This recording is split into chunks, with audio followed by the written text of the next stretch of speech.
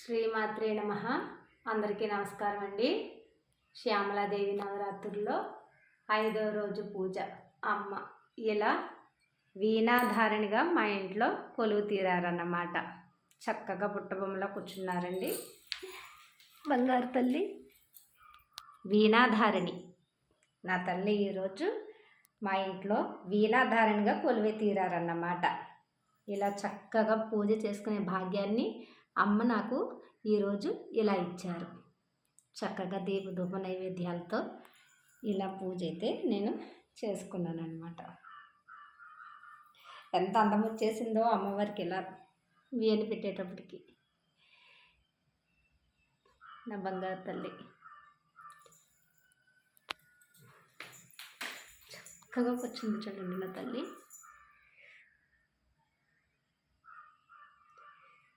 ఇలా చూస్తే ఒక అందం, ఇలా చూస్తే ఒక అందం, ఇలా చూస్తే ఇంకొక అందం, ఇలా చూస్తే ఇంకొక అందం. ఎలా చూసినా అమ్మ రూపమే రూపం అండి.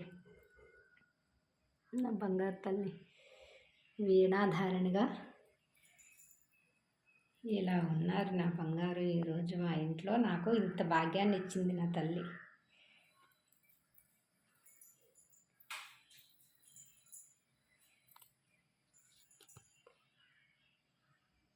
జారిపోతుంది.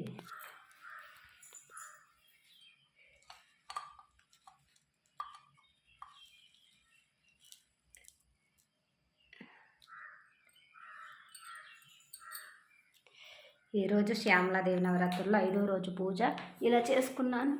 చూస్తూ ఉండగానే చూడండి 4 రోజులు పూర్తయిపోయి 5వ రోజుకి వచ్చేసాము.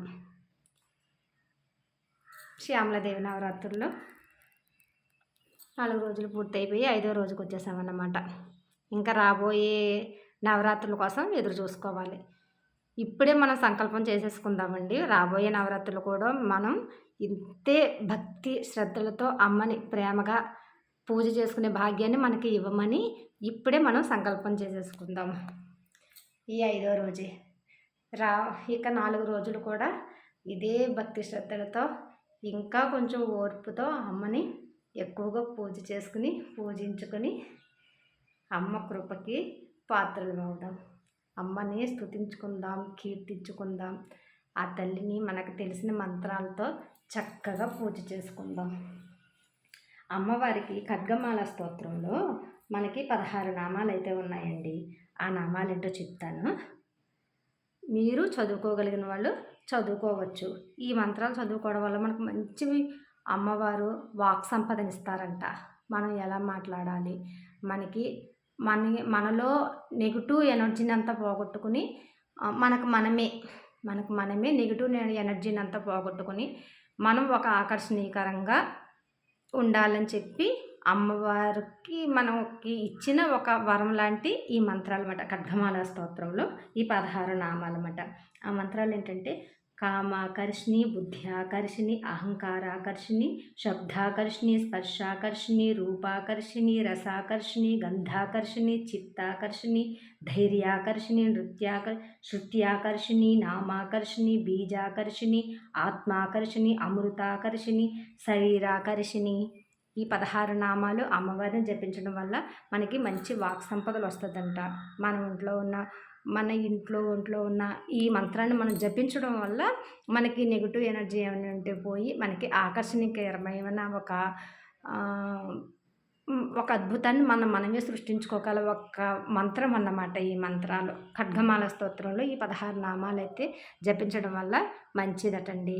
మీరు చదువుకోగలిగిన వాళ్ళు చదువుకోండి. అమ్మవారు మనకిచ్చినవి ఇవన్నీ మనకి వరాలే చెప్పాలంటే. కాకపోతే మనకి తెలియదు. నాకు కూడా తెలియదండి అసలు చెప్పాలంటే. ఈ లలిత సహస్రనామ పుస్తకం తీసుకుంటే అందులో ఖడ్గమాల స్తోత్రం అయితే ఉన్నదనమాట. కానీ నాకు నేర్చుకోవడానికి ఇంతకాలం అయితే పట్టిందండి నిజంగా చెప్పాలంటే. నేను పెద్దగా చదువుకోలేదు, నాకు తెలియదు కదా మంత్రాలు అది నేర్చుకుని చదువుకునేటప్పటికి నాకు ఇంతకాలం అయితే పట్టిందండి. ఈ 16 నామాలు జపించడం వల్ల మనలో మనమే ఆకర్షణ శక్తిని పెంచుకొని ఒక దారి ఏర్పడుతుందని చెప్పేసి అని చెప్తారన్నమాట. అదండి ఈరోజు అమ్మవారి విశేషాలు. మళ్ళీ జారిపోయింది. ఏది ఈరోజు పారేసుకోలేదు అనుకున్నాను, ఇది జారిపోతుందన్నమాట. తీసేసి మళ్ళీ పెట్టాలి.